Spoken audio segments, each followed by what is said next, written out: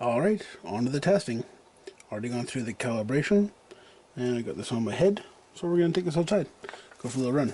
So I apologize if this is a little bumpy, but I've got this on my head. So what I'm going to do is we're going to go through the whole car, starting with the wing, because the wing is all put together now. Again, it's just the little fair strip. There's a couple screws. You can see the nuts here. 1, 2, 3, 4. Are on the back side. They have little carriers for them. Makes it really easy. And that's about it. You just put a couple pins in. You can just see it right there. Just the two basically body pins and 2 little washers, and you're good to go. Nice stiff wing, so we should be good that way. So for power, we've got the Tekin 1900 RX8 already calibrated, and the SMC 5000 milliamp hour 70C 4-cell. So these are really nice. And I got the Dean's connector. That's what's on here. The battery, you can see the Dean's there. I've got it just kind of pinched in this little brace, so it can't move around too far. So we can plug this in one-handed basically. If you hold the car, you can get it in there like that. So that's again one-handed operation.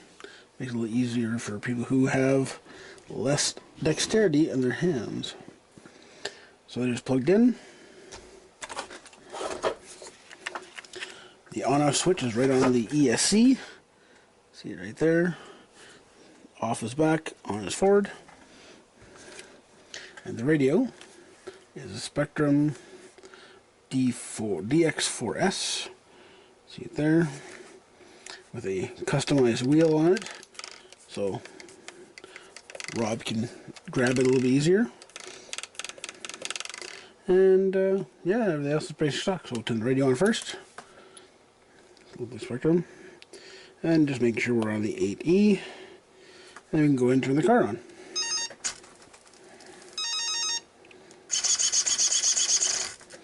Now the only thing we didn't do is set up the EPA on the steering, so we'll do that.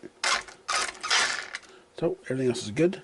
Now this is currently running in centralist mode, so it'll be a little rough on the start, but basically for now, it'll work. So how I set EPA is as follows. Holding the radio, turning it back and forth. Don't turn it so much that it's actually going to bottom out, but get really close. You can just feel it stop. It's good. That side's actually pretty good. This side's actually it's well, perfect. But what we would do is we're going to go into travel here, and we're going to go into steering left and right. And with it flashing, I don't know if you can see it flashing there. Get it out of the shiny. If I turn it to the left, how it's just left, and I can use the thumb wheel to change the numbers. And again, right same way. So what I'm going to do is I'm going to go all the way, back it down until it stops buzzing.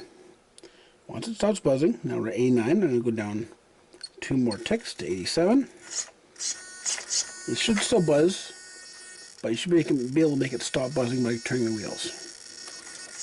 Same thing on the other side.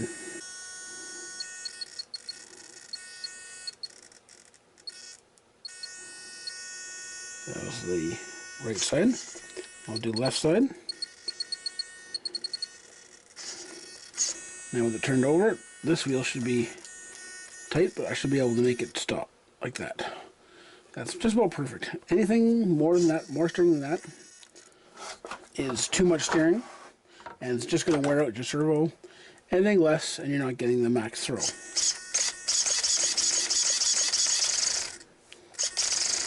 Now you see that shimmy? That's because this wheel has extra weight to it. So the wheel itself, the springs on the wheel, I'll show you the wheel here. And you can see how it jitters. That controls the servo fast enough to make those changes to the control surface. So when you're driving a car with a heavy wheel on the actual controller, be careful of letting go of the throttle, because it'll do that.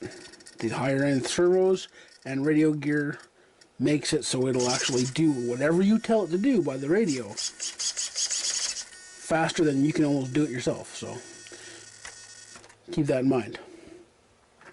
So we're going to put the body back on.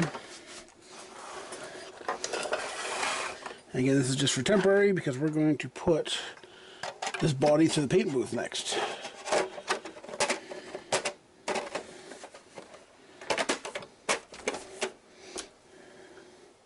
And only 2 spots for the body clips to go. One at the front. See what I'm doing there. And one here at the back.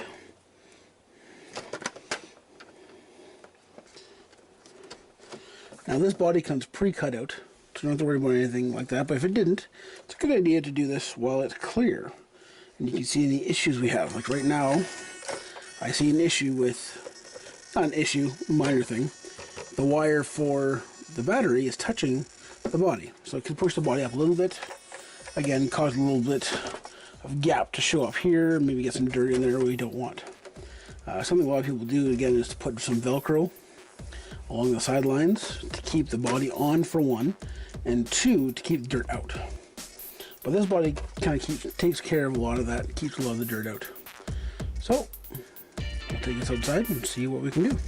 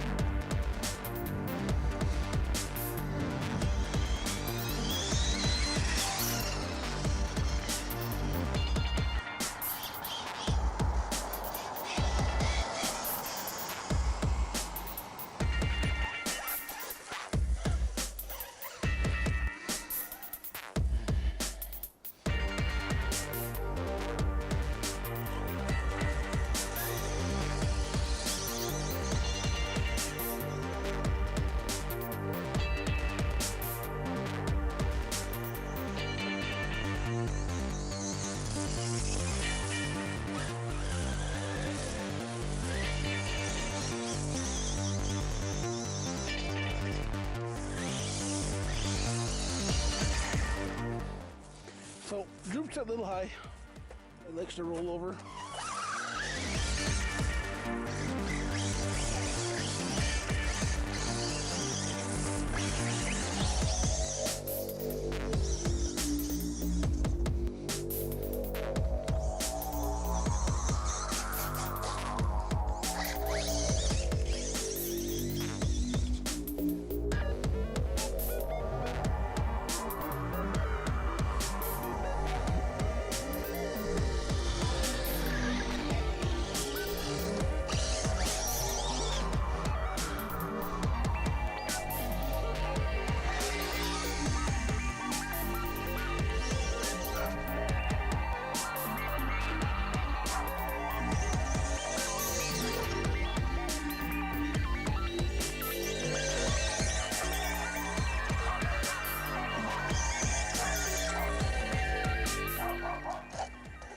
And very good brakes.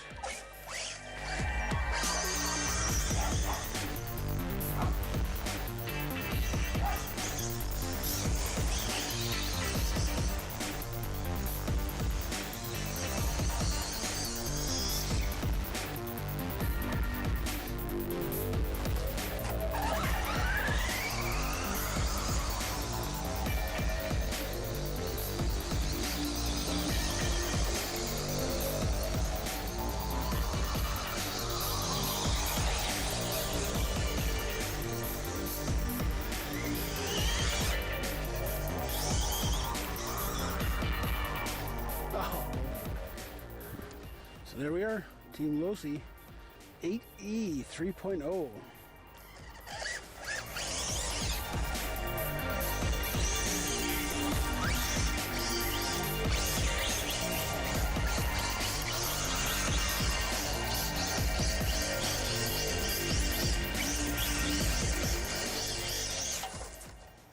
The pine cone killer.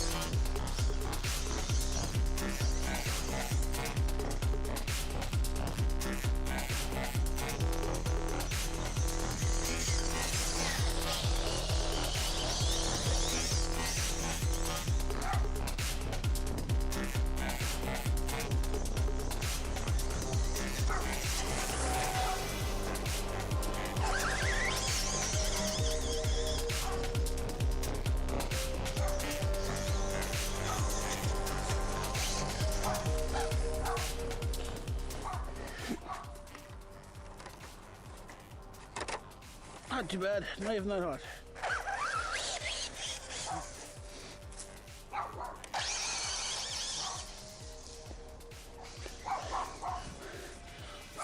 Now there's a drag.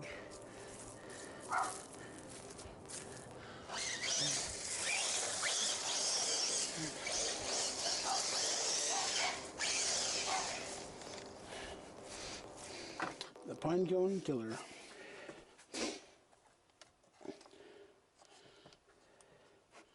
Everything so looks good. It's going to be a good little kit.